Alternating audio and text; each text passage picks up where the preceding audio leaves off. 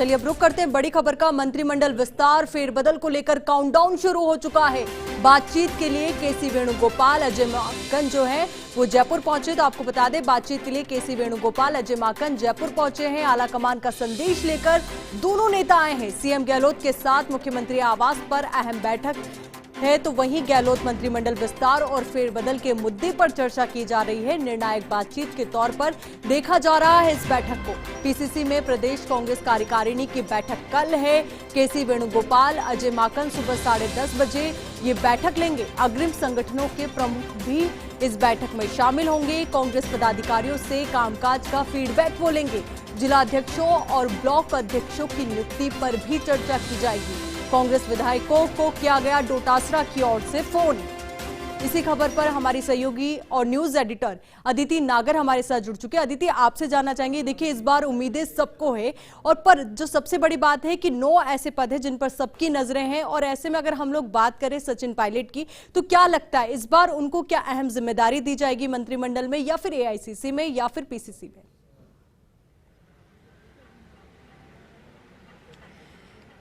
देखिए, सबसे पहले तो ये समझते हैं कि पायलट पक्ष चाहता क्या है और क्या खुद सचिन पायलट चाहते क्या है। सचिन पायलट ये चाहते हैं कि उनके जो विधायक हैं, जो उनके समर्थक हैं, उनको सत्ता और संगठन में भागीदारी दी जाए। तो सबसे बड़ा मुद्दा ये है कि वो ये चाहते हैं कि उनके कुछ विधायकों को मंत्री पद की शपथ दिलाई जाए, कुछ विधायकों को, और वैसे भी जब पीसीसी में जो बदलाव हुए थे, पीसीसी में जो डोटासरा जी के बाद जो बदलाव हुए थे, उसमें कई लोगों को जिम्मेदारी भी दी गई थी। इसके अलावा पॉलिटिकल अपॉइंटमेंट्स दिए जाएं। सवाल ये उठ रहा था जो गहलोत पक्ष की तरफ से था कि वो व्यक्ति जिन्होंने इस तरह की स्थिति में सरकार को डाला कि सरकार को बाड़े में रहना पड़ा, उन लोगों को किस बात का रिवॉर्ड दिया जाए। ऐसे में 8 महीने का समय दिया गया। 8 महीने तक उनको कोई जिम्मेदारी नहीं दी गई। फिर एक बार सचिन पायलट ने फिर आवाज उठाई। सचिन पायलट ने कहा कि हमको जो प्रॉमिस किए गए थे उसे पूरा करना चाहिए। सचिन पायलट की तरफ से केवल यह है कि मुझे कोई पोस्ट नहीं चाहिए, लेकिन मेरे जो विधायक हैं, जिन्होंने 5 साल जब मैं पीसीसी चीफ था, मेरे साथ काम किया, चुनाव में तमाम काम किया, राजस्थान के लिए काम किया, जिसकी वजह से सरकार आई, उनको कोई ना कोई रिवॉर्ड मिलना चाहिए। तो सचिन पायलट अभी अपने अस्तित्व के लिए, अपने लोगों के लिए लड़ाई लड़ रहे हैं। लेकिन उसके अंदर गहलोत समर्थक या गहलोत गुट का ये मानना है कि सरकार अच्छी खासी चल रही थी, उसको अल्पमत में लाने की कोशिश की गई, उसको बाड़े में रखा गया। तो क्या जिन लोगों ने, वो भी अपनी पार्टी के लोगों ने अगर ऐसा किया, तो क्या उनको किसी भी तरह की जिम्मेदारी या किसी भी तरह का रिप्रेजेंटेशन मिलना चाहिए? इस बीच में बहुत लंबे समय से दोनों पक्षों की बात मानी जा रही थी, सुनी जा रही थी, तमाम चीजें हो रही थी।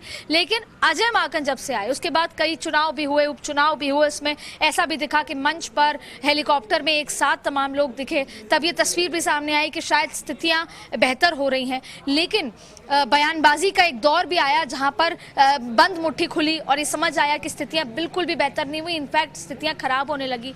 तब आलाकमान तक एक बार फिर यह मुद्दा पहुंचा, कई बार चर्चाएं हुई। लेकिन उसके बाद क्योंकि पंजाब में चुनाव सिर पर है, तो पंजाब के मसले को लगभग 1 महीना लगा। अब राजस्थान की बारी आई है। राजस्थान महत्वपूर्ण इसलिए भी है क्योंकि राजस्थान में कांग्रेस की सरकार है और वहां पर ऐसी खींचतान, छीटाकशी अच्छी नहीं लगती, और जिसको लेकर आलाकमान बहुत सतर्क है, आलाकमान बहुत संजीदा है, जिसकी वजह से 2 नेताओं को भेजा है।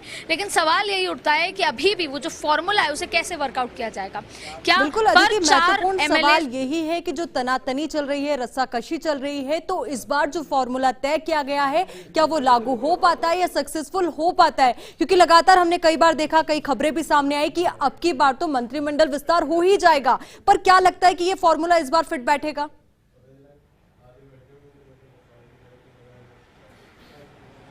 देखिए, अब जिस तरीके से, देखिए सबसे बड़ी बात है कि सिद्धू का जो डिसीजन लिया गया वो बहुत अनएक्सपेक्टेड डिसीजन था। हालांकि ये बताया जा रहा है कि सिद्धू, जो सर्वे हुआ उसमें सिद्धू बहुत आगे थे, विधायक भी पलट गए, सर्वे में अमरिंदर सिंह बिल्कुल बेहतर पोजीशन पे नहीं थे।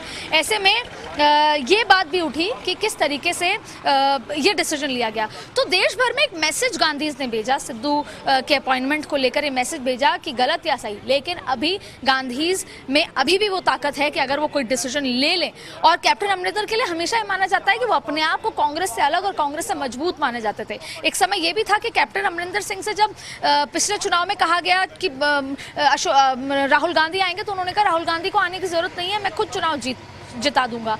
तो कहीं ना कहीं गांधीज ने इस बार ये डिसीजन लेकर ये बताया कि सही या गलत, लेकिन हम डिसीजन लेने की स्थिति में हैं, हम स्ट्रांग हैं और हम अवेयर हैं।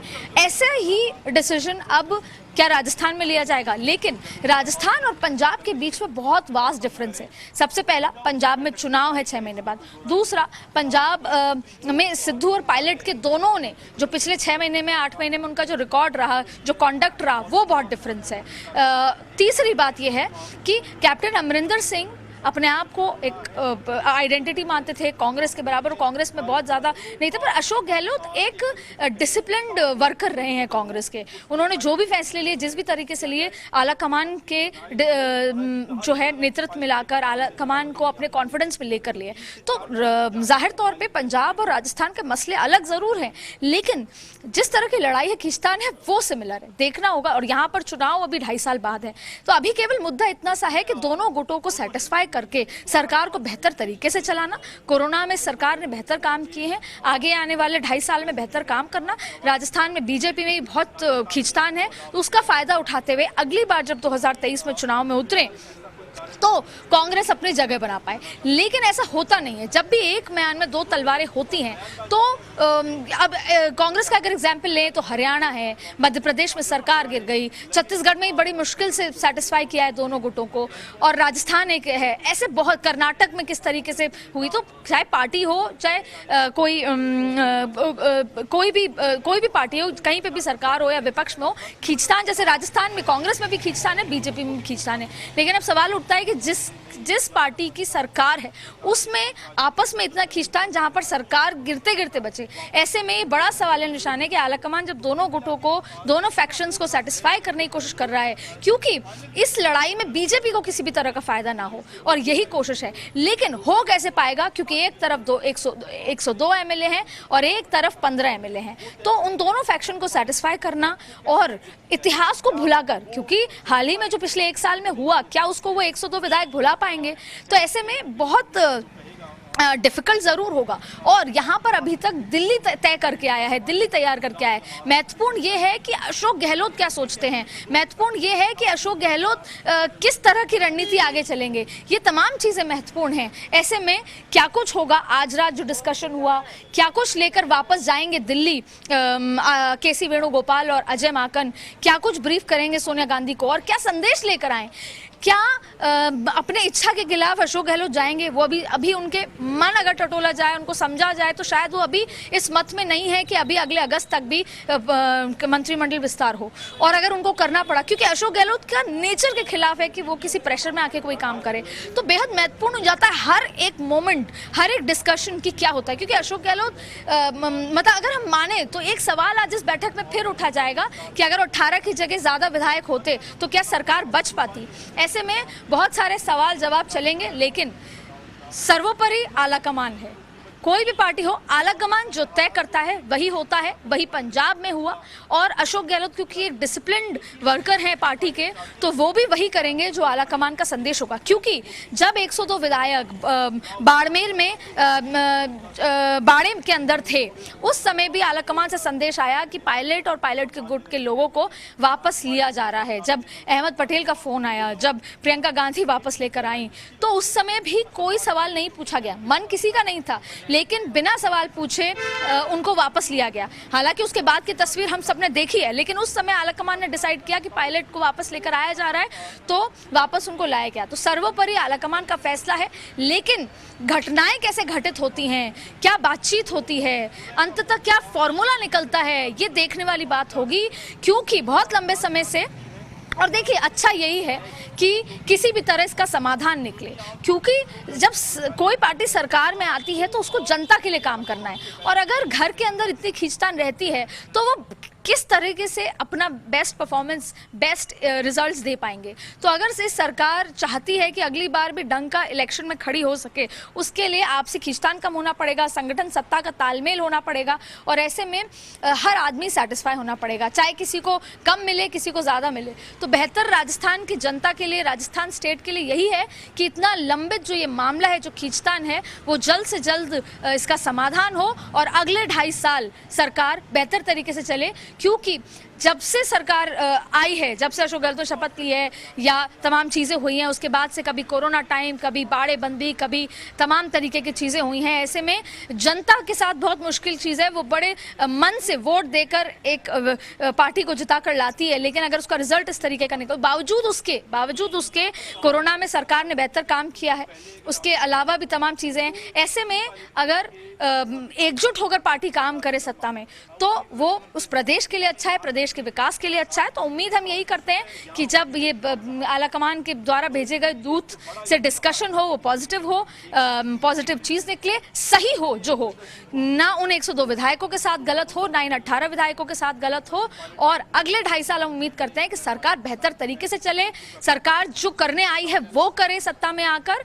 और क्योंकि जब वो जनता के पास जाएगी तो वो किस मुंह से जाएगी, वो क्या बताएगी कि हमने क्या काम किए। और लोग सवाल पूछेंगे, विपक्ष ये सवाल करेगा कि ये वो पार्टी है जिसमें आपसी लड़ाई थी, आपसी खींचतान थी, उसी पार्टी के लोग सरकार को गिराना चाहते थे, अल्पमत में लाना चाहते थे, वो डिससैटिस्फाइड थे। तो ऐसे में जब हम चुनाव में वोट मांगने पहुंचते हैं तो बहुत बड़ा सवालिया निशान होता है। तो अगर आलाकमान भी ये चाहता है कि 2023 में चांसेस हो कांग्रेस के और 2024 में नरेंद्र मोदी के सामने पूरी विपक्ष को एक साथ होकर लड़ना है, तो ऐसे में उनको राजस्थान जैसे स्टेट पे ध्यान देना होगा, समाधान निकालना होगा।